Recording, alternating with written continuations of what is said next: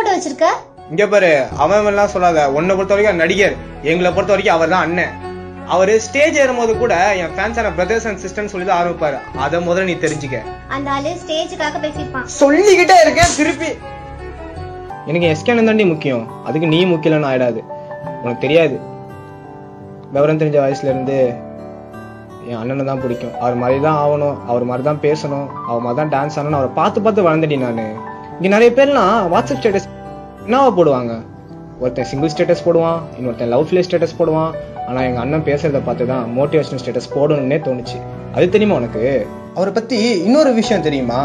அவர் விஜய் டிவில ஒரு பெர்ஃபார்மன்ஸாவது பண்ணணும்னு நினைச்சாரு, ஆனா அவர் எலிமினேட் பண்ணிட்டாங்க, ரிஜெக்டும் பண்ணிட்டாங்க. இன்னொரு தடவை ஒரு ஷோக்கு ஆங்கர் ஆகணும்டா, அதை பார்த்து நிறைய பேரை கத்துக்கணும்டா நினைச்சாரு. அதே மாதிரி ஆங்கரும் ஆனாரு, அப்புறம் ஹீரோ ஆனாரு, இப்போ ப்ரொடியூசர்ல வந்து நிக்கிறாரு. அவர் மாதிரிதான் எங்களுக்கும் ஆகணும்னு ஆசை கண்டிப்பா இருக்கும். எனக்கு மட்டும் கிடையாது, ஏரியா பசங்க சிவான மாதிரிதான் ஆகணும், சிவான மாதிரிதான் பேசணும், சிவான மாதிரிதான் நடந்துக்கணும் இருக்காங்க. அதுக்கு முக்கியமான காரணமே எங்க சிவகார்த்திகேயன் அண்ணன் தான். நீ எஸ்கேன்னு சுத்திட்டு இருக்க. அவன் வந்து உனக்கு சோறு போட போறானா?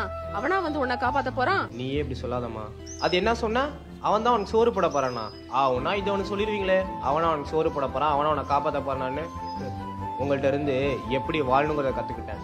அவர்கிட்ட இருந்து இவ்வளவு கஷ்டப்பட்டா ஜெயிச்சிடலாங்கிறத கத்துக்கிட்டேன்.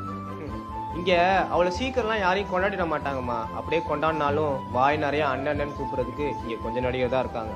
அதுல முக்கியமான ஆளு சிவகார்த்திகேயன் அண்ணன் தாமா. அவரும் நம்மள மாதிரி தாமா. ஆனா என்ன, எந்த பேக்ரவுண்டும் இல்லாம, எந்த சப்போர்ட்டும் இல்லாம, யாரோட உதவியும் இல்லாம இவ்வளவு பெரிய இடத்துக்கு வரது எவ்வளவு கஷ்டம் தெரியுமா? அதெல்லாம் அவனுக்கு தெரியாதுமா. நான் ஜெயிச்சா மட்டும் போதும் நினைக்கிறேன். இந்த உலகத்துல என் ஃப்ரெண்டையும் ஜெயிக்க வைப்பேன், ஜெயிக்க வச்சவமா அந்த மனுஷன்.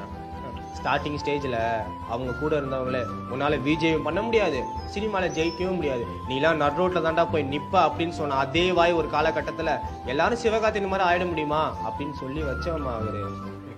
இதுவாது பரவாயில்லம்மா. எல்லாரும் சொல்லுவாங்க லக்னால வந்தவன் தான் சிவகார்த்திகேயன், லக்னால வந்தவன் தான் சிவகார்த்திகேயன். அது என்னமோ உண்மைதாம்மா. ஆனா அவர் பண்ற ஹார்ட் ஒர்க்கை பார்த்தா அந்த லக்கே அவரை தேடி வந்துச்சுன்னு இங்க நிறைய பேருக்கு தெரியலம்மா. 2 படம் ஃபிளாப் பண்ணோடனே அவ்வளவுதான், ஃபீல்ட் அவுட், இதுக்கு மேல என்ன பண்ணிட முடியும் அப்படின்னு நினைச்சிட்டு இருந்தாங்க. ஆனா இதையும் தாண்டி ஜெயிச்சு காட்டோமா அவரு. அந்த கான்ஃபிடன்ட் லெவல் தான் எங்க சிவகார்த்திகேயன். அவர் எங்களை மாதிரி யங்ஸ்டர்ஸ்க்குலாம் ஹீரோ இல்லைம்மா. எக்ஸாம்பிள், யாரு வேணா நெகட்டிவா பேசிருக்கலாம், ஆனா நீயே நெகட்டிவா பேசாதம்மா.